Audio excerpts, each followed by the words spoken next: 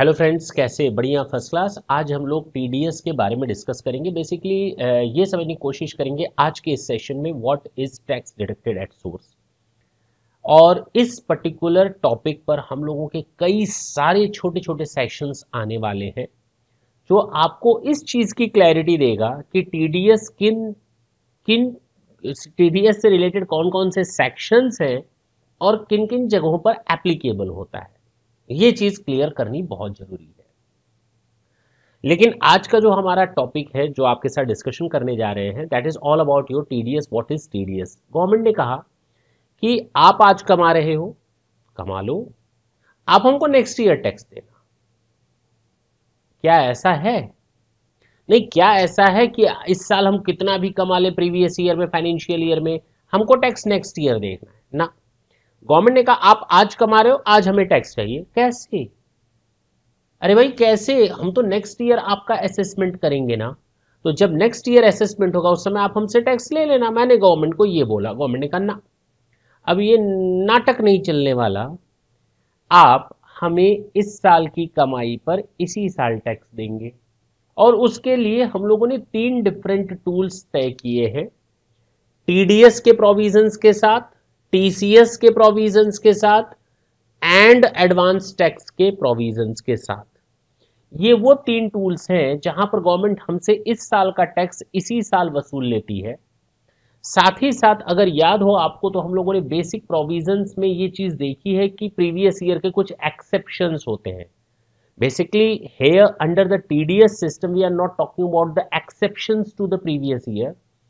Hair the government has constructed 3 different type of tools under the provisions of income tax so that the government can get the amount of their portion of tax in the same year in which we earned basically. Government कैसे TDS, TCS and advance tax के provisions को लाई। TDS, इसमें आपको, अगर मैं TDS के provisions में फॉल करता हूं और मुझे टैक्स डिडक्ट करना है, तो मेरे ऊपर 3 रेस्पॉन्सिबिलिटीज कास्ट की गई हैं। मेरी बात ढंग से समझे, मेरे ऊपर 3 डिफरेंट रेस्पॉन्सिबिलिटीज दी गई हैं। मुझे पूरी चीजें इत्मीनान से समझाने देंगे, कोई हड़बड़ी नहीं। पहला, मुझे टैक्स डिडक्ट करना है। मैंने ये स्क्रीन भी दे रखी है सामने, देखिए। The first thing is deduction of tax, second is deposit of the same amount of tax to the account of the government, and the third is declaration of filing of the statement. What are these 3 things? मैं एक person हूं, मुझे आपको कुछ amount पे करना है, मुझे आपको सैलरी देनी है, मुझे आपको इंटरेस्ट का पेमेंट करना है, मुझे आपको डिविडेंड का पेमेंट करना है, मुझे आपको interest other than interest on securities का पेमेंट करना है, मुझे आपको रेंट का पेमेंट करना है, मुझे आपको हॉर्स रेस और विनिंग फ्रॉम लॉटरीज का पेमेंट करना है। आप मेरे कॉन्ट्रैक्टर हो, हम आपके कॉन्ट्रैक्टी हैं, मुझे आपको कॉन्ट्रैक्टिंग अमाउंट का पेमेंट करना है, मुझे आपको प्रोफेशनल सर्विसेज या प्रोफेशनल फीस का पेमेंट करना है, मुझे आपको पेटेंट, रॉयल्टी, इन चीजों का पेमेंट करना है। तो अगर इतने सारे पेमेंट है, अभी मैंने पूरी लिस्टिंग बताई, एक लंबी लिस्ट है। अगर आप नॉन रेसिडेंट है, मुझे आपको पेमेंट करना है, तो इतनी लंबी लिस्ट है, देखेंगे खत्म हो जाएगी, ऐसा नहीं है। तो उस लंबी लिस्ट के लिए पूरे एक स्पेसिफिक सेक्शंस बताए गए हैं। बहुत ज्यादा सेक्शंस हैं यहाँ पर, छोटे छोटे सेक्शंस हैं। और वहां पर कहा गया है कि गवर्नमेंट ने पेयर से बोल दिया। किससे बोला? पेयर से, कि जब आप पेमेंट करेंगे सैलरी का, डिविडेंड का, इंटरेस्ट का, किसी भी चीज का, तो आप पेमेंट करते समय कुछ पैसा अपने आप पास विदहोल्ड कर लेंगे, और इस विदहोल्ड अमाउंट को जो आप टैक्स डिडक्ट करेंगे उसको हम टीडीएस का नाम देंगे, जो विदहोल्ड करेंगे उसको हम टैक्स डिडक्शन का नाम देंगे। और इस टैक्स डिडक्टेड एट सोर्स को आप गवर्नमेंट के अकाउंट में डिपॉजिट कर देंगे विद इन ड्यू डेट्स। और उसके बाद आपको पीरियोडिक स्टेटमेंट्स भी फाइल करके गवर्नमेंट को डिक्लेरेशन देना पड़ेगा। तो ये 3 चीजें याद रखेंगे। सबसे पहले, if I am a payer and you are payee, and if I am responsible to deduct the amount of tax according to the TDS provisions, then I am needed to do these 3 things, because these 3 responsibility have been casted upon me. The first one is deduction of tax. This is the prime responsibility. And if I am failed to deduct the amount of tax, I'll be treated as assessee in default under section 201(1), 201(1)(a).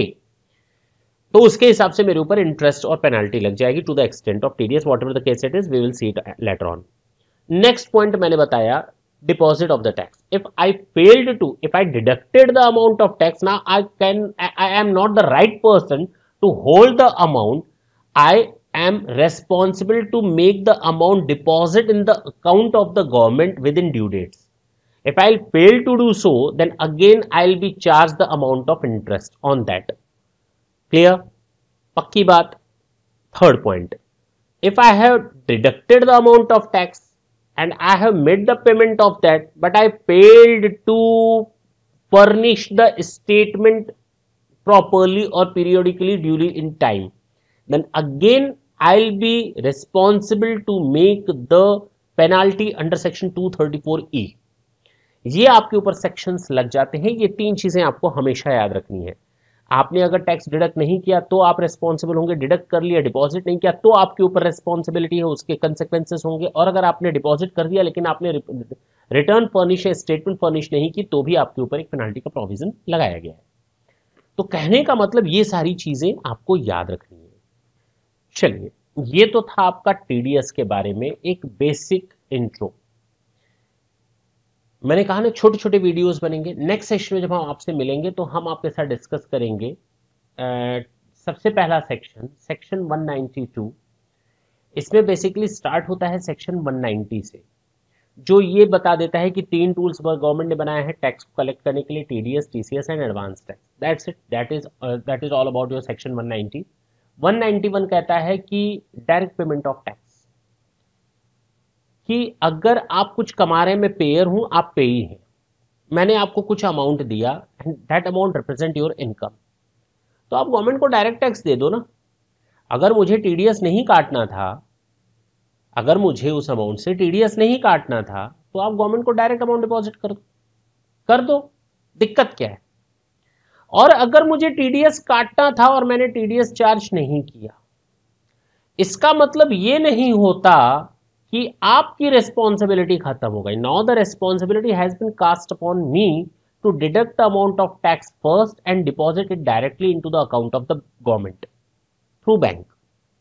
But if anyhow I failed to deduct the amount of tax and I paid entire amount to you, now this amount represent your income, then you will be needed to make the payment of tax directly to the account of the government even though I have failed to deduct. It doesn't mean at all that if I fail to deduct, your responsibility is not there. Still you are needed to make the payment of tax on that income directly. I'll face my own consequences. You are no worry about that. आप अपनी चिंता करो। अगर मैं fail कर गया tax deduct करने में तो इसका मतलब ये नहीं कि आपकी जिम्मेदारी खत्म हो गई। Still you are responsible to make the payment of tax because you are the income earner. The amount which you are receiving from my side, that represent your income, and that amount is taxable in your hands, और आपको उस पर tax का payment करना पड़ेगा directly. तो जो amount बिना टीडीएस काटे देनी थी मैंने दे दी, तो कोई दिक्कत नहीं, आपको उस पर टैक्स देना है गवर्नमेंट को डायरेक्टली। ये सेक्शन 191 कहता है। वो ये भी कहता है जिस पर मुझे टीडीएस काटना था पेयर पे, टैक्स नहीं डिडक्ट किया और उसने पूरा अमाउंट आपको दे दिया, तो भी आप अपने आप को स्केप नहीं कर सकते इस चीज के लिए कि आपको टैक्स नहीं देना गवर्नमेंट को, आपको डायरेक्ट पेमेंट करना पड़ेगा टैक्स का। तो ये चीज याद रखिए, ये सारी चीजें सेक्शन 191 में दी हुई हैं। नेक्स्ट सेशन में जब हम आपसे मिलेंगे तो हम लोग बेसिकली पहला सेक्शन स्टार्ट करेंगे टीडीएस से रिलेटेड, बहुत इंपॉर्टेंट सेक्शन है, सेक्शन 192, और ये है सैलरी पर टैक्स डिडक्शन के बारे में। सेक्शन 192 और ये है आपके सैलरी के टैक्स डिडक्शन के बारे में। नेक्स्ट सेशन में हम आपसे फिर मिलेंगे, तब तक के लिए tata and bye bye, thank you, thanks a lot.